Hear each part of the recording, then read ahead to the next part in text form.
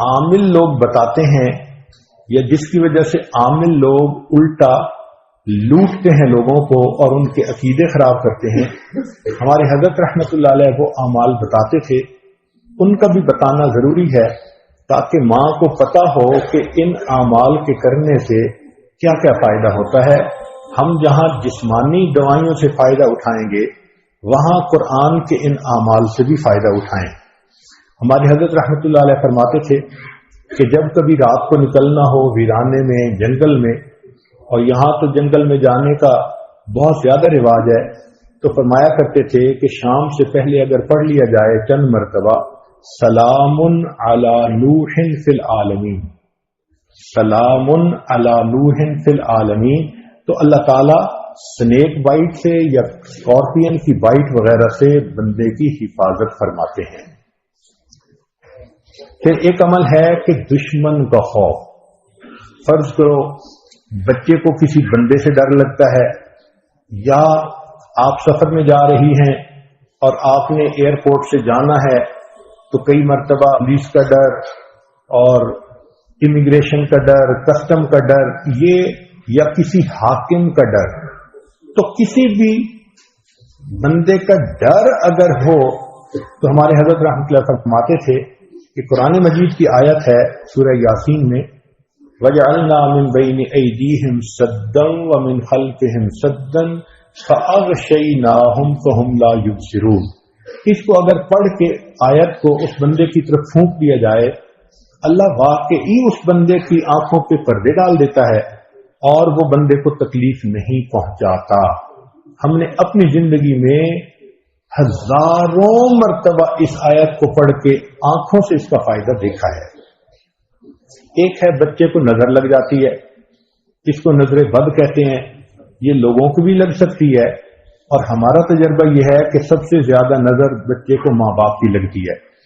کیونکہ وہ خود اس کو پیار محبت سے دیکھتے ہیں تو نظر تو اثر کرتی ہے، العین حق۔ تو اب اس کے لیے کسی کے پاس جانے کی ضرورت نہیں، قرآن مجید کی ایک آیت ہے